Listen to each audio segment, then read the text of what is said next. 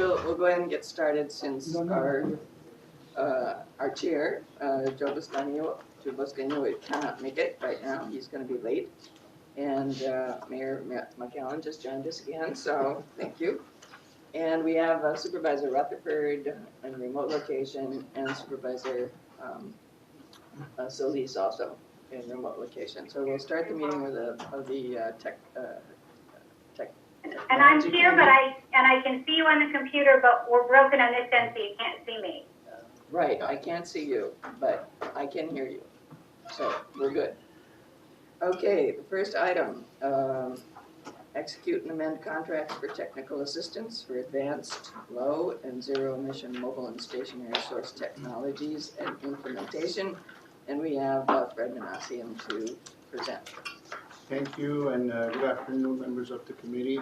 As you mentioned, this is for have technical expertise for our technology demonstration and implementation programs. We issue usually a request for qualification for this program every 2 years, and we gather consultants with expertise in specific fields for the programs that we do under the Technology Advancement Program. So this year, back in February, we issued our request for qualification, and we received 16 proposals, which were reviewed by myself and 2 managers at the Technology Advancement Office. And from the 16 proposals, we selected 11 that I'll go over in a second. Basically, we have 2 major programs. One is our Clean Fuels program, as you know, for our research, development, deployment, and demonstration programs. We do need technical expertise for our annual plan, for our the type of projects that we do to get inputs from them. For our EV charging program, we need expertise from them. Emission testing and any kind of life cycle and demonstration programs we do under our Clean Fuels program. Under our incentive program, which has grown incredibly the last few years, the main programs we have is our Carl Moyer program, and soon the voucher incentive program, our school bus program, and then the additional funds we have received under AB 134 that we have to implement projects, again, according to the Carl Moyer and Proposition 1B guidelines. And then the last 2 years, we have added the enhanced fleet modernization program, which we call Replace Your Ride. It started as a pilot program, but it has increased, and we have had additional funds under this with AB 134 that was adopted by the legislature this current year. So this table shows this one and the following one will show the list of contractors that we have selected for each program and the amount of funding we are proposing to have contract with to assist us during the next 2 years. One thing I would like to mention is that the amount of contract doesn't mean that we're going to expend 100% of each and every contract. We are estimating the amount of money we would need for their services, but as we go forward with our program, we issue task orders for specific needs that we have. For example, for this round of Carl Moyer, we may need some task order for application evaluations. From a $300,000 contract, say we will issue a task order of $20,000 or $30,000. So as we go forward, we use the amounts that your committee and the board will approve. The amount of fundings that we have, we are proposing contractors, technical assistance under our Clean Fuels program. That's the first column. Then the second one is under our Carl Moyer program and VIP, and these are voucher incentive program and school bus. We are using the administrative portion of our AB 923 funds to fund these projects. And then there's a column for the AB 134. In addition to having a need for evaluation of applications, we also need to have services for our outreach to the communities that this specific program requires. So we have that. And then the Heroes 2, that's where the Replace Your Ride program is. This program has increased a lot in funding. In addition to what we have done in the coming year, a resources board has allocated additional $15 million to us. It's become quite successful. We have our website going on. Basically, we are going to full automation with this, and we are doing specific events in addition to that, and remote sensing to identify high-emitting vehicles in low-income communities.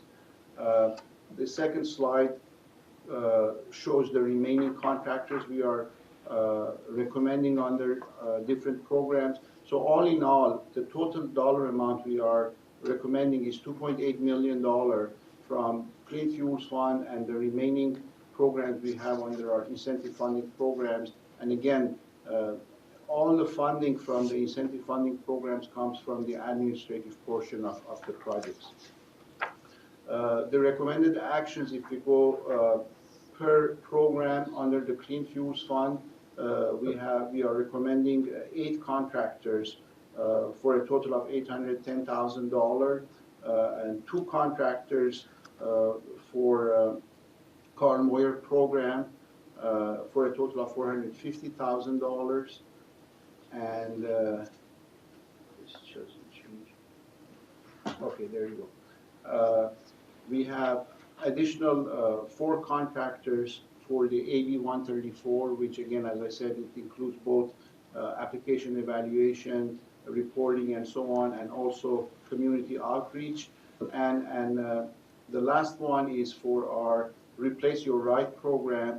The Clean Fuels Connection is an entity that we are adding as a new case manager because of the volume of the applications we had. We used to have 3 case managers, we went down to 2, and we are replacing another case manager with Clean Fuels Connection. And Foundation for California Community Colleges, again, is an existing case manager we have had. So those 2 are amendment of existing contracts, and we are adding Liberty Hill Foundation to help us with community outreach. And that concludes my presentation for a total of... Good afternoon. Apologies for my tardiness. I just arrived from a funeral. Thank you very much. Thank you, Judy, for taking the lead. Sure. So any colleagues, any questions on this item before you? I do. Yes, I do. Supervisor Solis, go Thank ahead. you. Hilda? Yes. Yeah, thank you. Just wanted to understand in more detail the Foundation for California Community Colleges. What does that line item represent? 650,000. Yes, Supervisor. That line item is, as I mentioned, for our Replace Your Right program. They are already an existing case manager for our program. They have performed with us for the last 2 years. Actually, the way we awarded them, again, originally was through a competitive process. So they have applied again through this competitive process. We are amending the contract because they do have an existing contract with us. They are evaluating the applications that come in through our website, qualifying the applicants. They are also, sorry? No, I'm just trying to understand it. Yes. So we've been working with them for some time, yeah. Yes, and they are a nonprofit organization, and they are also on ARB's list as an selected entity to do community outreach for ARB's greenhouse gas program. So they have a lot of experience with community outreach and also the application evaluations that we have under this program in low-income communities. Very unique. I'd like to get more information on what their previous work with us has been and their outreach. Okay. And wanting, if that's possible, and also I'd like to get information regarding Liberty Hill. I know that they do outreach, but what in particular is the grant being funded to do or will achieve? The Liberty Hill Foundation we are entering into contact with them for the first time. That's the reason the contract amount compared to the other recommendations we have is quite small, because we want to see their performance. Again, that contract amount doesn't mean we're going to use all of it. We're going to start with smaller task orders. So sometimes when we arrange events for the Replace Your Right program, we do need outreach efforts. And based on the proposal we received from Liberty Foundation, we think they do have the expertise to help us with that. We can appraise you on events that we hold and the type of performance they have if you would like as we go forward in the future. Yes, yes, I would appreciate that. Okay. Great. And just the last one, University of Riverside, University of California, Riverside, 150 seems very small, but what exactly are we getting for our money for that amount? UC Riverside has a very unique place in the type of projects we do. They have CSERT, their environmental lab, which originally we helped to build back in the 1990s. They do have a chassis dynamometer there. There are not other locations in our basin that have that capability. And so they are helping us with emission testing. They have a smog chamber, all sorts of smog and emission evaluation projects we do. They are helping us with that. If needed, if 150,000 doesn't become enough, we can come back and ask for amendment to the contract and add funding to that. Okay, great. Okay, thank you. And just one question: when are these RFPs that go out? So how can for example, other academic institutions participate? What kind of outreach is done for that, for any of this particular type of research? So you have UC Riverside, but I'm thinking of, we also have some good programs at UCLA. So I just want to understand that. We do post our solicitation on our website, and we do exactly the same type of outreach with advertising in papers and public media as we do with our every solicitation. And actually this year, we do have a number of first-time applicants that we have recommended for contract. So the word is around, the expertise is needed, our program is well established. Yeah, Supervisor, this is Matt. So because this is more of a service-oriented contract, we've tried with a couple other universities, and they typically don't operate in that manner. They like to have longer research projects they can engage the students with. CSERT, or University of California, Riverside, in this case, they do have a service orientation for doing chassis dynamometer testing and reviewing test protocols. They've helped us with marine vessel testing procedures. So they offer this as a additional engineering service. And we found with other engineering schools, they're not set up in that manner, but we'll continue to do the outreach to see if we can engage the additional UCs and Cal States. All right, thank you. Thank you. Thank you, Supervisor. Any other questions, colleagues, comments? Okay, hearing none. Any member of the public wish to speak on item number 1 that's before us? None here. How about any in our satellite locations? Okay, hearing none, then I'd like to call for a motion to approve item number 1. I'll move the item. So moved. Second. We have a motion and a, Second. thank you, Dwight. We have a motion and a second to approve item 1. Let's roll call vote now. Mayor McAllen, Yes. Mayor Pro Tem Mitchell, Yes. Councilmember Robinson, Aye. Supervisor Rutherford, Yes, Supervisor Solis, Yes. Councilmember Buscaino. Aye. Motion passes 6 ayes. Thank you. With that now, let's move to item number 2. Mr. Chair, this is Supervisor Rutherford.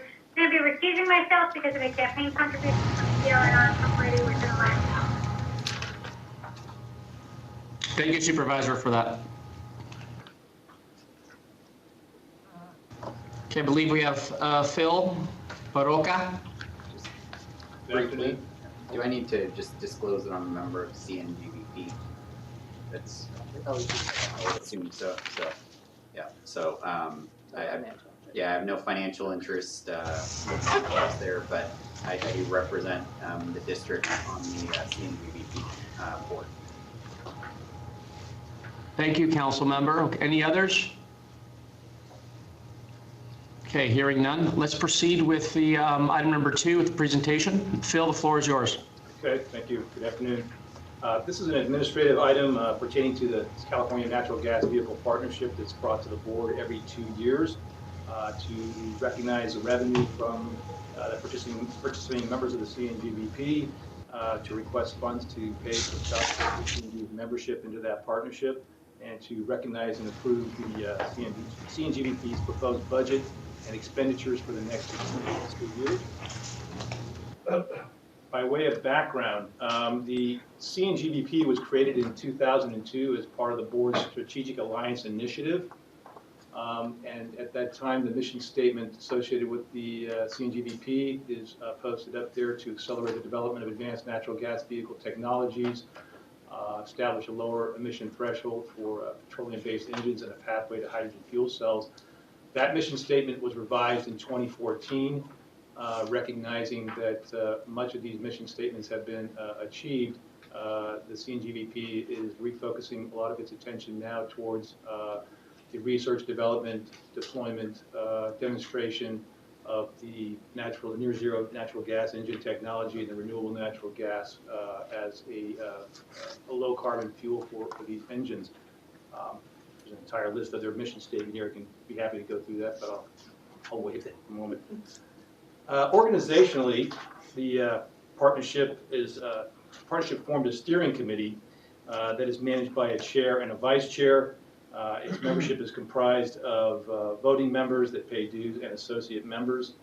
The CNGVP steering committee is comprised of local, state, and federal agencies, representatives of transportation and energy agencies. There's a list of the voting members over on the right. Recent activities associated with the CNGVP. As you may recall, in the fiscal year 2015-16, the partnership co-sponsored the development of a technical white paper called Game Changer, having to do with the advancement of near zero emission technology fueled by natural gas and the use of renewable natural gas. So in this fiscal year period of 2016-17, 17-18, the partnership also provided a opportunity to contract out for the development of communication tools to help to communicate the findings of the Game Changer study.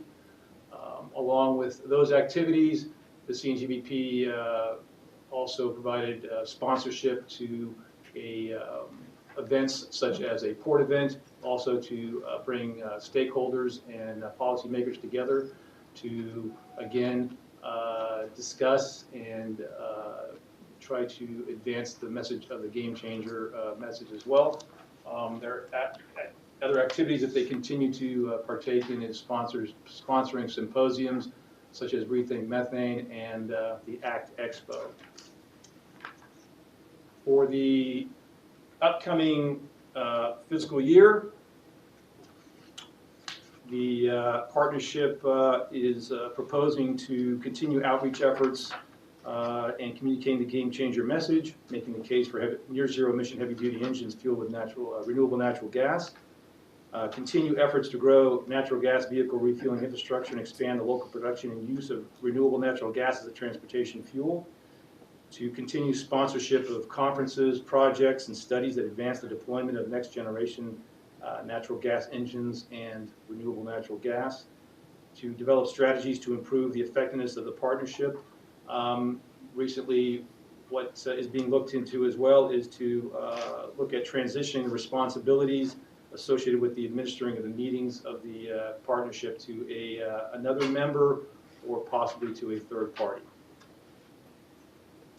So the recommended actions for this item to recognize the membership dues that have been received at $170,000, to authorize the transfer of $25,000 from the Clean Fuels Fund for the South Coast AQMD's membership over the next 2 years, to approve the CNGVP budget for the upcoming 2 fiscal years, and to continue providing the executive officer with the authority to approve expenditures that are approved by the steering committee of the Natural Gas Vehicle Partnership. And that concludes my presentation. Thank you, Phil. Any questions, colleagues? Okay, hearing none. Any member of the public like to speak on this item? Diamond Bar, any of the satellite facility, or satellite sites? Okay, no one here. No one here. With that, I'd entertain a motion to approve item number 2. I'll move approval of the staff recommendation here. Second. Okay, we have a motion, a second. Roll call vote, please. Mayor McCallum, Yes. Mayor Pro Tem Mitchell, Yes. Councilmember Robinson, Aye. Supervisor Rutherford, She excused herself. Yeah, she is. Supervisor Solis, Oh, yeah, Aye. Councilmember Buscaino. aye. Motion passes 5 ayes. Fantastic. Let's now move to our third and final item, item number 3. Yes, I'm going to talk to you today about a development demonstration of zero-emission heavy-duty trucks and associated EV infrastructure. Just as a way of background, as we all know, the AQMP calls for some significant NOx reductions, and many of those coming from on-road and off-road heavy-duty trucks and equipment. Lately, there's been a lot of interest in zero-emission trucks from companies in that sector, and engaging what we call original equipment manufacturers, or OEMs, to develop and demonstrate this is key to getting the rollout of these vehicles into the basin. And the reason is because they have the ability to design, develop, manufacture, market these vehicles in large numbers. And they're also lately become very eager to leverage their technology in the heavy-duty sector.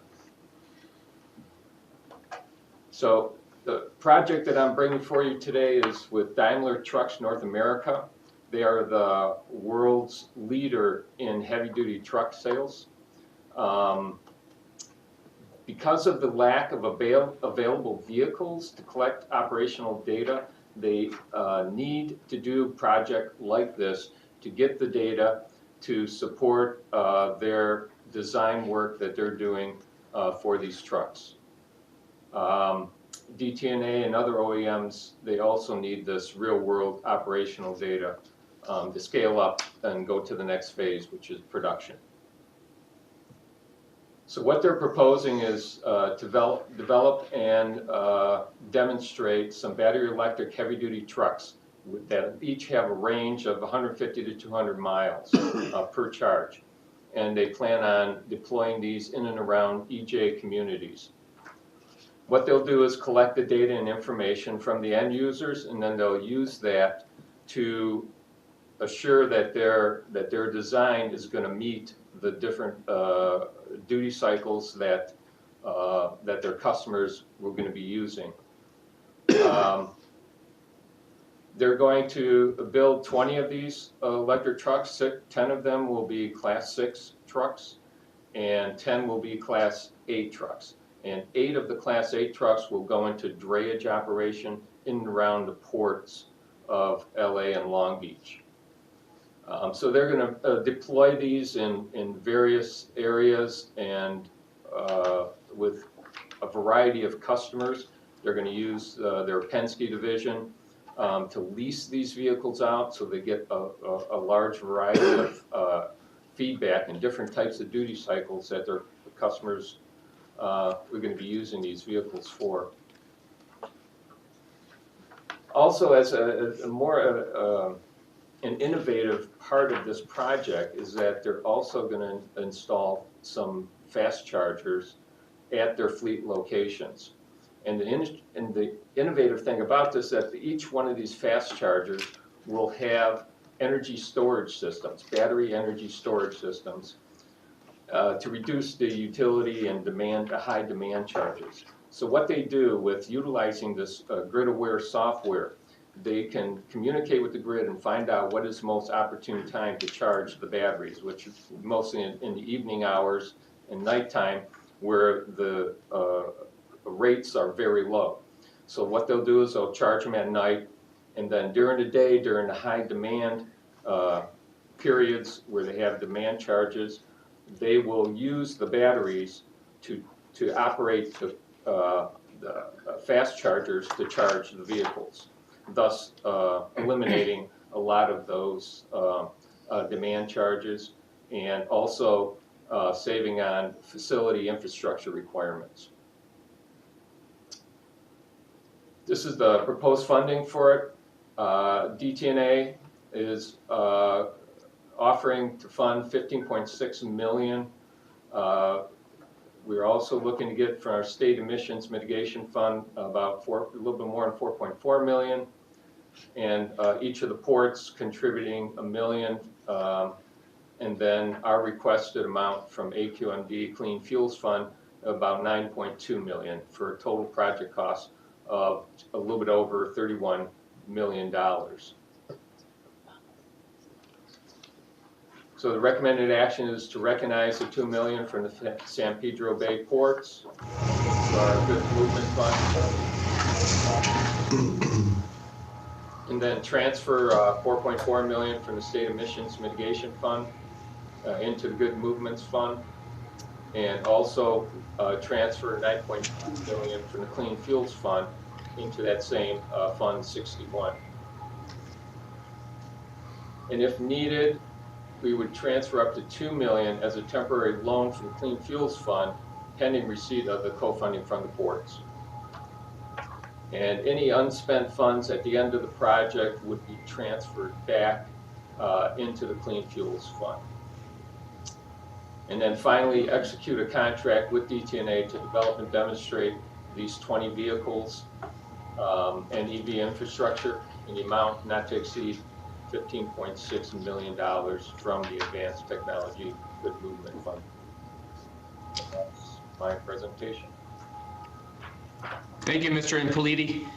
Colleagues, this is an exciting item before us. In a time where we're marching toward a zero-emission port, recent news last fall of both ports, Long Beach and Los Angeles, agreed on a clean air action plan for a zero-emission port operation by 2035. These are the type of demonstrations that we need to see in order to get to a zero emissions port. So I'm really excited about this demonstration of the 20 heavy-duty electric trucks with charging stations, because today we are hearing that, you know, from industry and a lot of the naysayers, a lot of skepticism on getting it to a zero emissions port because the technology doesn't exist. Well, here we are today with this item before us that's going to test some of the heavy-duty electric trucks to see what works, what doesn't work, the challenges that we're going to see, and some successes as well as we move our goods and the San Pedro Bay Port. So really excited about this. This is exactly what we've called on. I'm hoping that we don't have, also it's going to take money, of course, to get to a zero emissions port, and to see this funding come forward is exciting time for us in the port community here, in the most impacted communities as well. So I'll turn over to any other colleagues for comments, questions. Yes, Mr. Chair. Mr. Chair? Oh, I'll defer. Go ahead. Go ahead, Judy. Oh, I just have a technical question about the state emissions mitigation fund. Can you identify what that is? That was funds from basically they're available to do evaluations and studies like the energy storage system and load management program that Joe described. But is it kind of What's the CEC? source? Where is it? This the funds are Never were.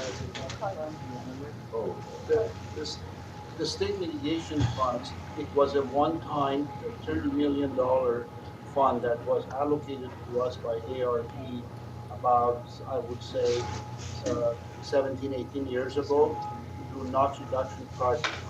We did to meet all the projects in funds. Meet all the projects, all the funds that came to us, we committed and executed contracts. Maybe about, I would say, a million and a half or so was fall through. The rest is accrued interest throughout the years. Okay, the project goes on. This is the remaining of the funds that remain in that specific fund we have provided. Doing a project like this actually serves the same type of purpose that those funds had, but it was a one-time funding that came to us from ARB many years ago. So one reason I asked that was because the VW mitigation trust funds were approved by CARB Yes. last month. And those are for zero emission. I mean, there's very little for near zero, but that's going to be another source that we can look to. Yeah, so what our hope is that after we do the demonstration, so this is really development demonstration by the world's largest truck manufacturer, and that's one of the reasons I came back from my vacation early, is because this is something I've been working on for over 10 years, and to finally get them engaged is unbelievable, as the council members mentioned.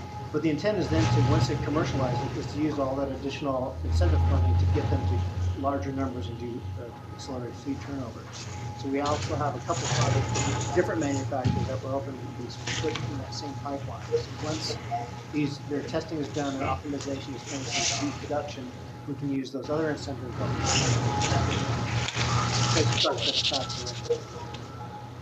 Right. So we do see the VW funds as being very helpful. Okay. Thank you, Mr. Chair. Thank you. I believe Mary McCallan? Larry, do you have a question? Yes, thank you. So the vehicles are going to be deployed with fleet owners, and they're going to be who's going to be collecting data and what kind of data? The data that they'll be collecting are things like the efficiencies of the vehicles, the amount of energy it takes to drive them under varying loads. So they're going to be instrumented? Yes, the trucks will be instrumented as well as the infrastructure to see some of the things that we talked about, what's going to be the impact to the grid, or the minimizing the impact to the grid by using these energy storage batteries. So things like that they're going to look at on the infrastructure side. What's really differentiates what the OEM is doing compared to the other truck manufacturers that we've been working with, have been small innovators, is they're really taking this, looking at it as how to do production. So they're going to optimize the amount of batteries. So that's why they're doing tons of data collection. That's what they want to do with all these trucks, so they can say they're not going to put on more battery than is necessary and have the price be increased. They want to optimize the weight versus the cost, which is really the smart thing to do.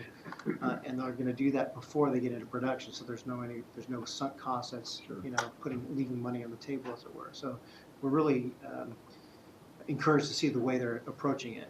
And for the record, this group that's developing the trucks reporting directly to the CEO of Daimler. We just did a big press release, I guess it was 2 weeks ago, saying that they're serious. And so we're really encouraged by all the work that we're seeing that's going into the project. So they'll be onboard recording Yes. data or transmitting the data? Yeah, I believe it's probably going to be onboard data acquisition. Thank you, Mary. Any other questions? Yes, Mr. Chairman. Yes, Supervisor.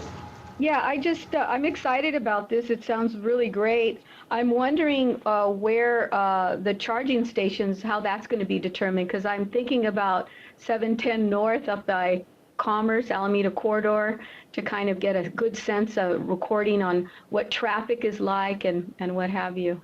I don't know who determines that or how that will be arranged. That'll be arranged by DTNA, and where they'll be is at their fleet location. So that'll be at warehouses where the vehicles will be deployed.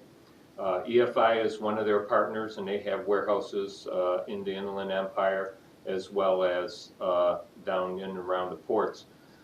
So those are some of the locations that they would be at. And Penske is a leasing operation.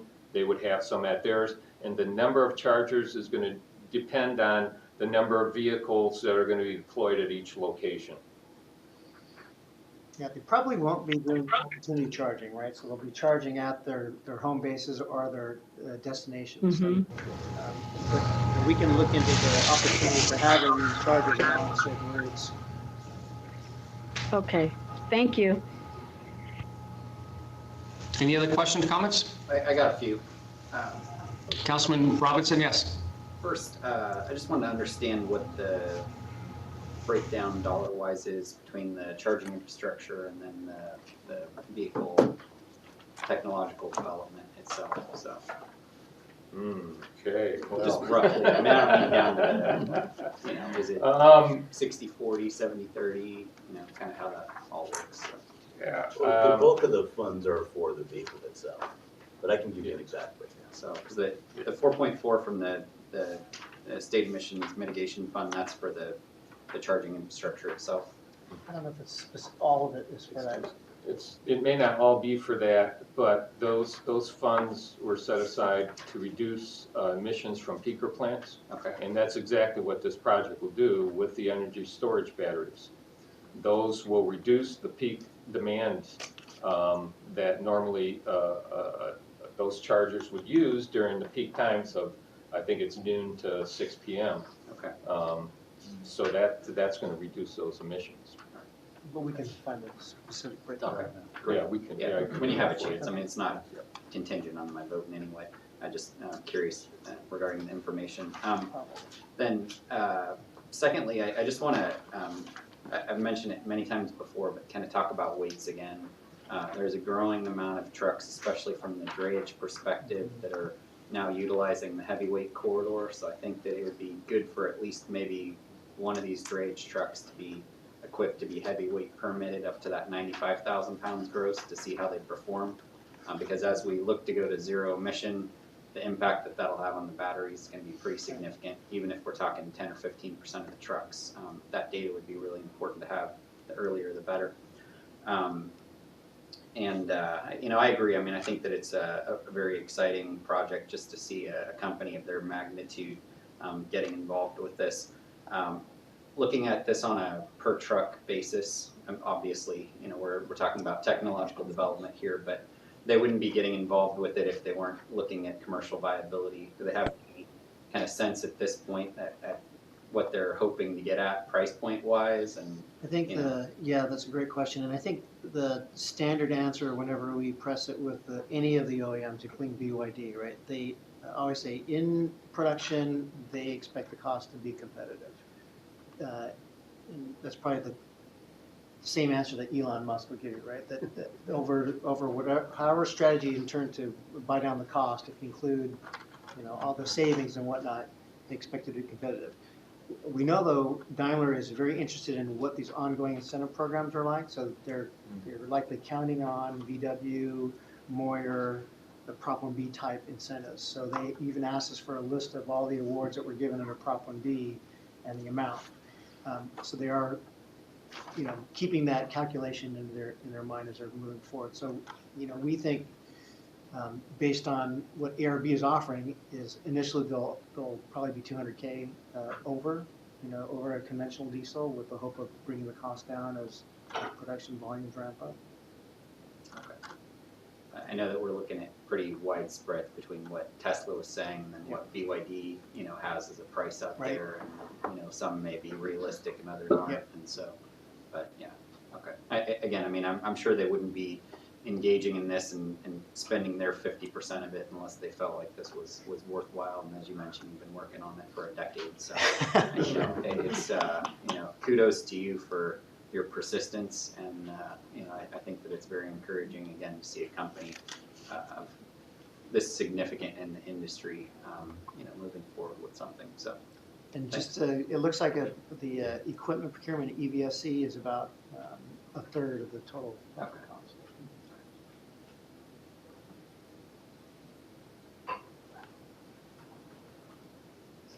Mr. Chairman. Any others? Yes, Judy? No, I just wanted to mention we're to move on. I know. I was trying to think of the mute button delayed a little bit.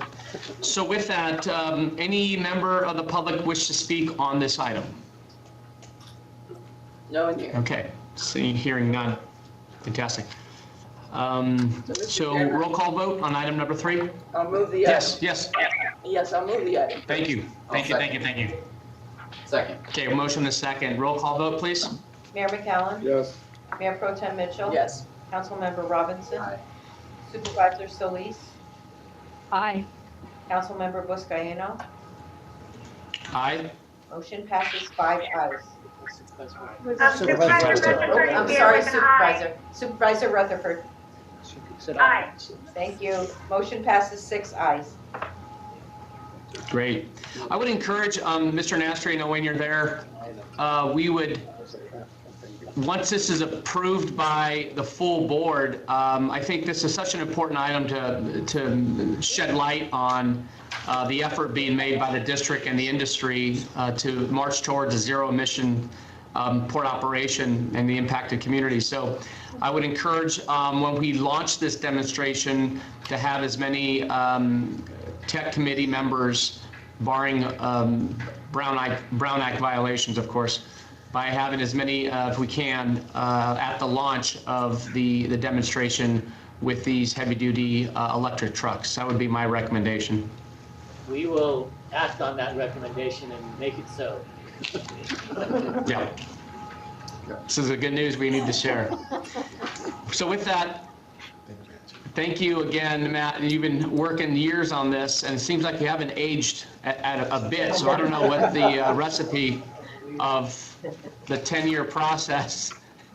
Just please share that with us. I think it was Elon Musk that really drove it. If Tesla hadn't come in, I don't think the major truck manufacturers would be disengaged. Yeah, sometimes it takes that competition edge. Appreciate the work on all staff on this item. Well done. So with that, any other business before us?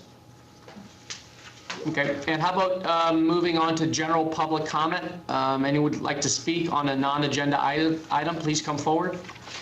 I'm here. Okay. Nothing in Diamond Bar. Nothing here in San Pedro. I don't see anyone in county supervisor location. Janice, I know we don't see you. Anyone there? Nope. Supervisor Rutherford? Okay. Hearing none, we are now adjourned. Have a blessed weekend. Be safe out there. Thank you. Happy Father's Day.